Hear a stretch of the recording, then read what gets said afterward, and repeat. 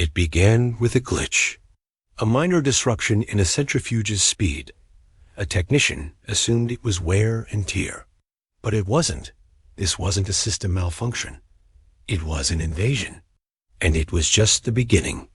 A single line of code, buried deep inside thousands, triggered the most sophisticated cyberattack the world had ever seen.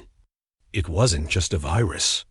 It was a weapon one designed not to steal data, but to destroy machinery.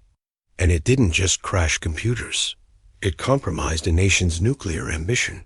This is the story of Stuxnet, the virus that changed the rules of war forever. The year was 2010. In Iran, a nuclear facility in Natanz was experiencing minor anomalies. Centrifuges essential to enriching uranium were breaking down more frequently. The cause? Unclear. No signs of sabotage. No evidence of foul play. But behind the scenes, something extraordinary had happened. A worm, a piece of self-replicating malware, had infiltrated the system. It bypassed air-gapped networks, systems completely disconnected from the internet. It altered operations, rewrote code, and covered its tracks. The engineers were blind. The virus, later named Stuxnet, didn't trigger firewalls. It didn't alert antivirus software. It was a ghost in the machine, watching, waiting, and eventually striking.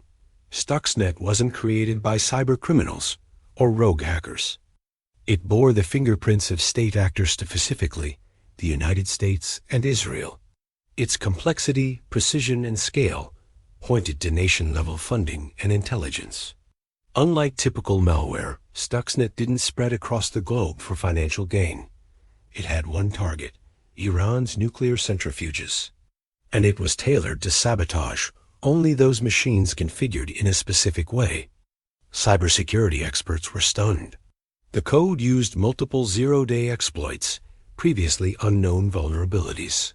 That alone placed Stuxnet in a league of its own. Its payload was destructive, but smart. It made the centrifuges spin erratically, just enough to damage them, but not enough to raise suspicion. It also sent back normal readings to monitoring equipment, convincing operators that everything was running smoothly. It was surgical sabotage, and for months no one noticed. The discovery came not from Iran, but from Belarus. A cybersecurity company named Virus Blokada stumbled upon the worm after a client complained about computer issues.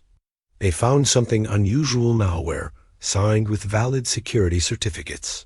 Soon, analysts from Symantec and Kaspersky began pulling the code apart. What they found shocked them: a cyberweapon of immense power, operating quietly in the wild. It had infected hundreds of thousands of systems, yet it seemed to be doing ... nothing. Then the truth emerged. The worm was targeting Programmable Logic Controllers PLC. That operated industrial machinery. The most prominent example? Iran's nuclear centrifuges. It was now clear. Stuxnet wasn't just malware. It was an active cyber war, and the implications were terrifying. Iran's Natanz nuclear facility was the epicenter.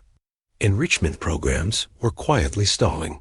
Centrifuges were being replaced at an alarming rate, but Iran didn't understand why. When they finally found traces of Stuxnet, it was too late. By then, an estimated 1,000 centrifuges had been damaged beyond repair. The virus had bought time, delaying Iran's enrichment capability by months, maybe even years. Iranian officials accused the West. The U.S. denied involvement. Israel remained silent. But leaked documents and anonymous sources began to paint a clearer picture. Stuxnet was part of Operation Olympic Games, a joint U.S.-Israeli initiative under the Bush and later Obama administrations. If true, it was the first digital attack to cause real-world physical destruction. Stuxnet set a precedent. It proved that software could be weaponized with surgical precision. It didn't require bombs, soldiers, or boots on the ground. All it needed ... was code. Other nations were watching. China, Russia, North Korea, and Iran began developing their own cyber arsenals. The battlefield had changed. No longer defined by borders, it now extended into servers, routers, and industrial machines. Suddenly, power grids, water systems, even hospitals became vulnerable. If a virus could destroy centrifuges, it could crash airplanes, shut down satellites, or plunge cities into darkness. Cybersecurity became a matter of national defense.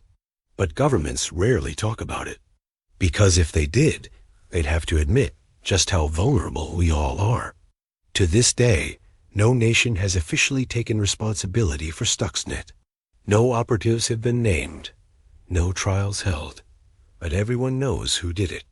It was a silent strike, bloodless, untraceable, devastating. It marked the beginning of a new era, one where wars could start with a flash drive, not a missile. And it left us with a chilling question.